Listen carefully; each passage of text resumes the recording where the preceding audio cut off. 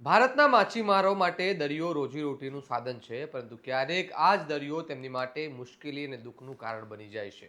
એવી જ એક દુઃખદ ઘટના સામે આવી છે, જેમાં પાકિસ્તાનની જેલમાં બંધ રહેલા ગુજરાતના એક માછીમારનું અવસાન થયું હોવાના સમાચાર સામે આવ્યા છે, જેના કારણે ઉના તાલુકાના ચીખલી ગામમાં શોકની લાગણી ફરી વળી છે. આવો વિગતે વાત કરીએ સમગ્ર ઘટના વિશે આ અહેવાલમાં. નમસ્કાર, હું ચિરાગ વર્ષાબેન, આપ જોઈ રહ્યા છો સ્વમાન. ગુજરાતના માછીમારો વર્ષોથી એક મોટી સમસ્યાનો સામનો કરી રહ્યા છે. માછીમારી કરવા દરિયામાં જતા તેઓ ક્યારેક અજાણતા સરહદ વટાવી જાય છે અને ત્યારબાદ તેમને પાકિસ્તાનની જેલમાં વર્ષો સુધી બંધ રાખવામાં આવે છે. એવી જ ઘટના ઉના તાલુકાના ચીખલી ગામમાં માછીમાર ભગાભાઈ બંભાણિયા સાથે 2022માં બની હતી. જે વર્ષ 2022માં માછીમારી કરવા ગયા હતા અને ભૂલથી સરહદ પાર થતાં પાકિસ્તાનની જેલમાં બંધ કરવામાં આવ્યા હતા. હવે મળતી માહિતી મુજબ 16 જાન્યુઆરીના રોજ પાકિસ્તાનની જેલમાં તેમનું અવસાન થયું હોવાનું સામે આવ્યું છે. આ સમાચાર ગામ સુધી પહોંચતા જ પરિવારમાં અને સમગ્ર પંથકમાં શોકની લાગણી ફરી વળી છે. ફિશરીઝ વિભાગની ટીમે તેમનો મૃતદેહ વાઘા બોર્ડર પરથી કબજે લઈ ચીખલી ગામે પહોંચાડ્યો છે અને પ્રાથમિક માહિતી મુજબ હાર્ટ એટેક આવવાના કારણે તેમનું મોત થયું હોવાનું જાણવા મળી રહ્યું છે. સાંભળો ફિશરીઝ વિભાગના અધિકારી શું કહી રહ્યા છે.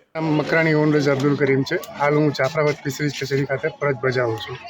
અચ્છા સર, આજે ડેડ બોડી આવી છે, કોની ડેડ બોડી છે, ક્યાં હતી, શું આખો મામલો છે?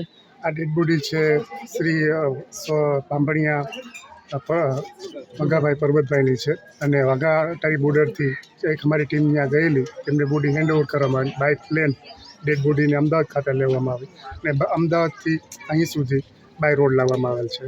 સર, અત્યારે એના ઘરનાને પીએમ રિપોર્ટ ને એવું આપ્યું છે, શું છે?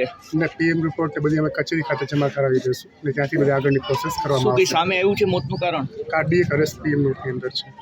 અચ્છા, કેટલા સમય પહેલા ડેથ થઈ હતી એવું કંઈ જાણકારી હતી? 16/1/2024ના રોજ એમનું કાર્ડિયક અરેસ્ટના કારણે ડેથ થયેલી હતી.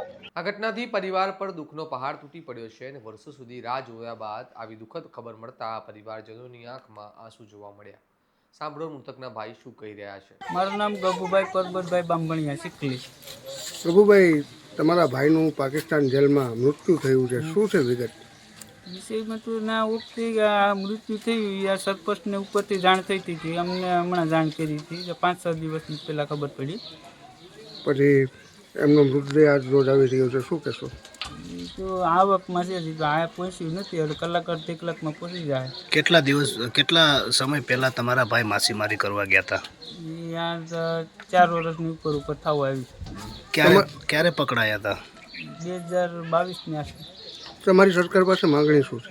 સરકાર પાસે માગણી એક જ છે, એટલા ઓછું રાખી મૂકે તો વહેલા છોડાવે તો આવું દાખલો ન બને કોઈ દી. આ ઘટનાએ ફરી એકવાર ઘણા ગંભીર પ્રશ્નો ઊભા કર્યા છે. દરિયામાં સરહદો સ્પષ્ટ ન હોવાના કારણે અનેક માછીમારો અજાણતા સરહદ પાર કરી જાય છે અને વર્ષો સુધી જેલમાં રહેવા મજબૂર બને છે. શું આવા માછીમારોને ઝડપથી પરત લાવવા માટે બંને દેશો વચ્ચે વધુ માનવતાવાદી વ્યવસ્થા થવી જોઈએ?